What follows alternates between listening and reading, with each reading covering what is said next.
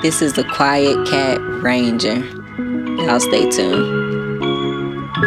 This bike has a 1,000-watt motor, up to 48-mile range. It's a 7-speed with 4.5-inch wide tires, 16-amp-hour battery. It's a piston brake system. It only weighs 65 pounds. An alloy mix frame, Mozo coil suspension fork, and a load capacity of 325 pounds. It comes in sizes small, medium, and large, and it has 5 levels of pedal assist. So, as far as this bike goes, I've rode it over multiple terrains, different surfaces. As you can see right now, I'm on a concrete. I've also rode it in different trails, on the grass, over sticks, what have you. And I can honestly say that across those different surfaces, going different speeds, which my preferred speed is 4, just because I'm not as much of a daredevil as my husband. But I can honestly say going across all of those surfaces, I felt really confident. I wasn't losing traction. I felt like I was able to jump over the sticks and the curbs as needed. I felt like there was a lot of traction in these tires.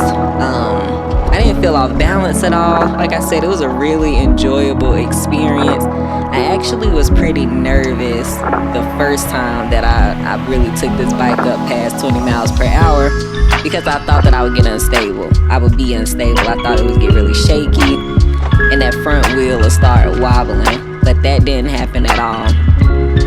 I did feel a little unstable when I was going downhill in mode 5, but again, that could have very well not been a bike. It could have just been me wanting to play it safe. So it's very enjoyable. The seat is more comfortable than I expected, and yeah, I definitely recommend it. I really enjoyed my experience.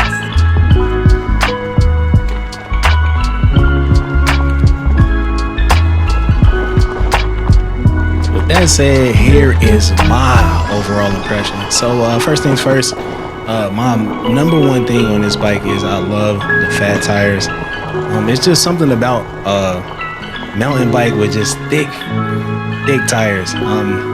Going through the different surfaces, riding off-road, I never felt like the tires weren't grippy. They definitely did the job that they were supposed to do, and were extremely grippy in different surfaces. Of course, we had them aired down a little bit just for those off-road events or off-road spaces, and they felt good. They rolled good. They grabbed onto the ground.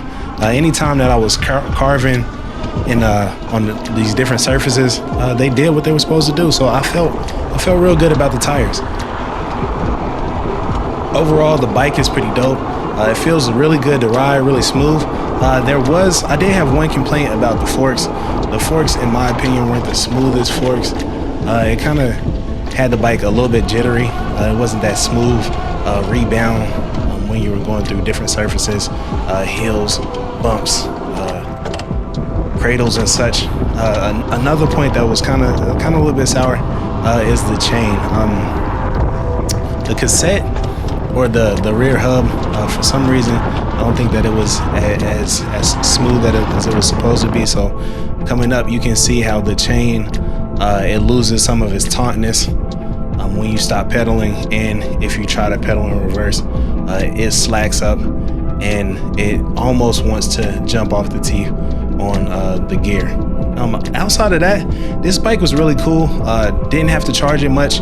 We drove miles and miles on end. I didn't do an endurance test, but drove miles and miles on end, and only had to charge the bike very minimally. My favorite setting to ride this bike in was 5. With 5, I was able to get it up to almost around 29 miles an hour, which made it plenty fun to ride. This bike was definitely a joy. Able to jump different curbs, able to jump different hills. It just did what it was supposed to do in different environments. On the pavement, it ran really good. In the grass, on gravel, it ran really good. So, overall, I really did appreciate this bike. At a price point of $3,200, give or take, it wasn't a bad bike. I really did enjoy the ride experience.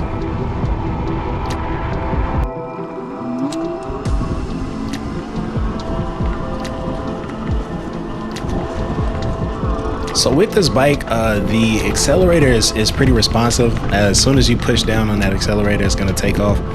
It's not a whole lot of torque behind a mountain bike, but it does go. Like I said, it can get you up to that 29 miles an hour. As long as you're pedaling with it and putting up a little bit of pressure when you're pedaling, but you can get it up to 29 miles an hour. At least I was able to get it up to 28, 29 miles an hour. The brakes work very good. They are a little bit noisy. In certain situations, the front brake it either rubs against your brake pads, or under braking, it does make a little bit of noise. But you know, with these mountain bikes, sometimes that's expected to hear a little noise with your brakes. So be prepared for that. It does make a little bit of noise. Your different eco levels, where you're doing a majority of the pedaling, it does give you a little bit of a workout, but nonetheless still enjoyable to ride. Gives you a little bit of assistance. Can take you up to the lower 20s, 17, 18, 19 miles an hour, which you're doing the majority of the work, but giving you a little bit of assistance to keep pushing and keep going. All in all, it's a dope ride. Almost a dope ride. I really do enjoy the LCD screen. Not too much on the LCD, not too little. Just enough information. Lets you know how fast you're going. Lets you know what the battery level is, and lets you know what mode you're traveling in. So all in all, LCD screen is pretty cool too.